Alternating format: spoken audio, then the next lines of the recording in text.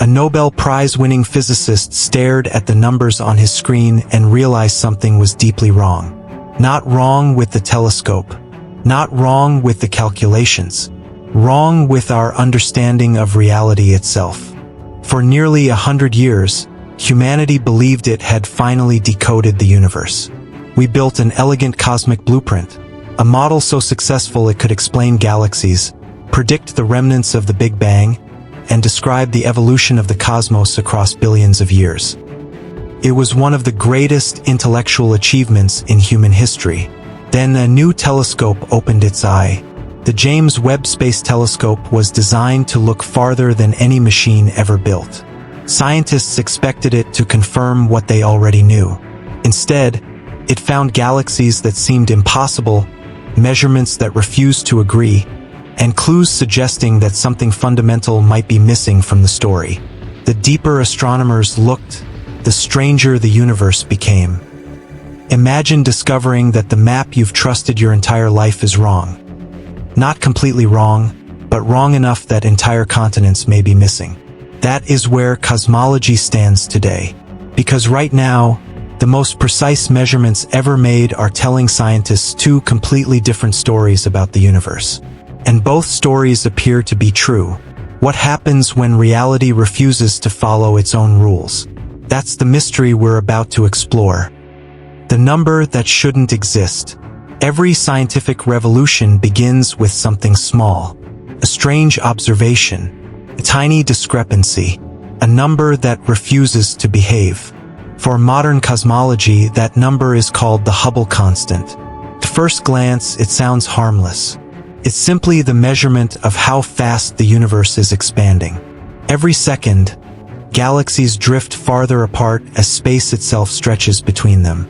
The farther a galaxy is from us, the faster it appears to move away. Simple. At least it should be. Scientists have spent decades trying to measure this expansion rate with increasing precision. Eventually, two completely independent methods emerged. The first method looked backward in time, far beyond stars, galaxies, and planets, far beyond anything visible. Astronomers studied the cosmic microwave background, the faint glow left behind by the Big Bang itself. This ancient radiation is essentially a photograph of the universe when it was only 380,000 years old. Using that image, scientists reconstructed the conditions of the early cosmos and ran the equations forward across nearly 14 billion years of cosmic history. The result seemed remarkably precise. The universe should be expanding at about 67 kilometers per second for every megaparsec of distance. Case closed. Except another team approached the problem differently. Instead of looking at the distant past, they measured the universe directly. Step by step, star by star, galaxy by galaxy.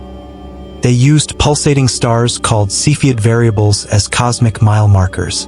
Then they used exploding stars known as type Ia supernovae to extend those measurements across vast distances. It was an enormous astronomical ladder stretching across the cosmos. And when they reached the top, they found a completely different answer. Not 67, 73, 6 kilometers per second faster. That difference sounds trivial. It isn't. In cosmology, this is like measuring the length of a football field and discovering one ruler says it's 100 meters long while another says it's 108. Both rulers are precise. Both have been checked repeatedly. Both insist they're correct. As years passed, scientists expected the disagreement to disappear. Better instruments would reveal hidden errors.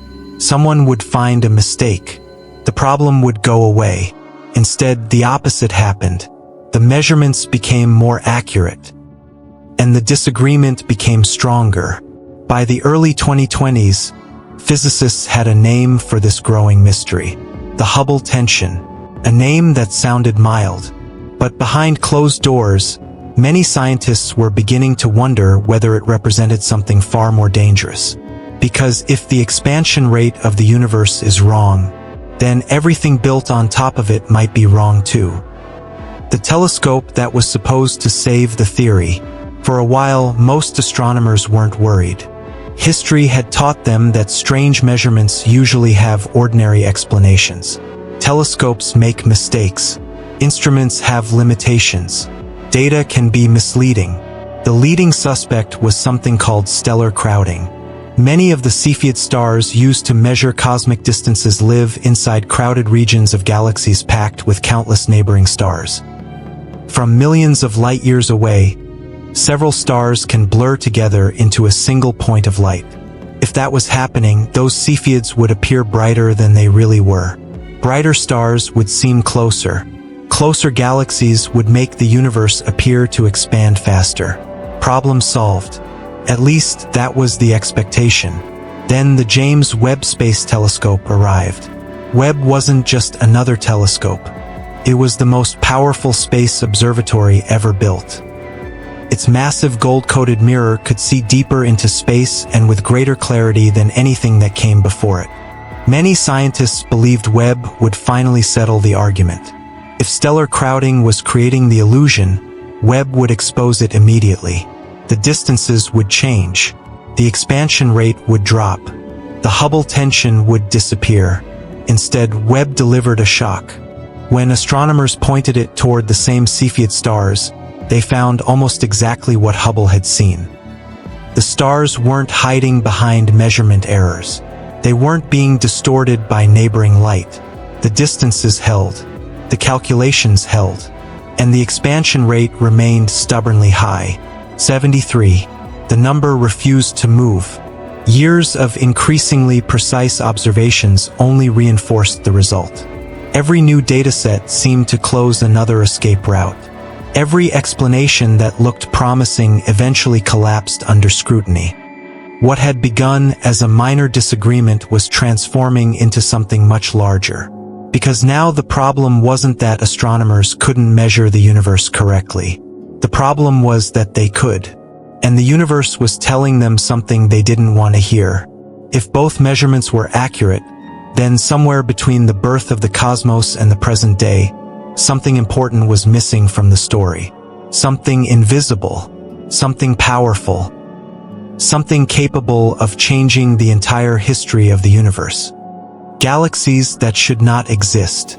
The Hubble tension was troubling enough. But then James Webb discovered something even harder to ignore. As the telescope peered billions of years into the past, astronomers expected to see a young universe filled with small, primitive galaxies, cosmic construction sites still struggling to assemble themselves. Instead, Webb found giants. Massive galaxies appeared shockingly early in cosmic history. Some existed only a few 100 million years after the Big Bang, yet they already seemed as large and mature as galaxies that should have taken billions of years to build. It was like opening a history book to ancient Egypt and finding modern skyscrapers. Something didn't make sense. According to the standard model of cosmology, galaxies grow gradually. Small structures merge together, forming larger and larger systems over immense stretches of time. But Webb's observations suggested that some galaxies had skipped several chapters of that process. The discovery triggered intense debate across the scientific community. Had astronomers underestimated how quickly stars could form? Were the galaxies being measured incorrectly? Or was something more fundamental happening? Then researchers noticed a clue. Many of these apparently enormous galaxies contained actively feeding supermassive black holes. As gas spiraled into those black holes, it released tremendous amounts of energy, making the galaxies appear far brighter than they truly were. Brightness is often used as a shortcut for estimating mass. If a black hole was contributing much of that light, astronomers could easily overestimate how many stars a galaxy actually contained. Some of the biggest surprises suddenly became less alarming, but not all of them. Even after correcting for these effects, Webb continued to find more massive galaxies than expected. Not enough to completely break the standard model, but enough to raise uncomfortable questions.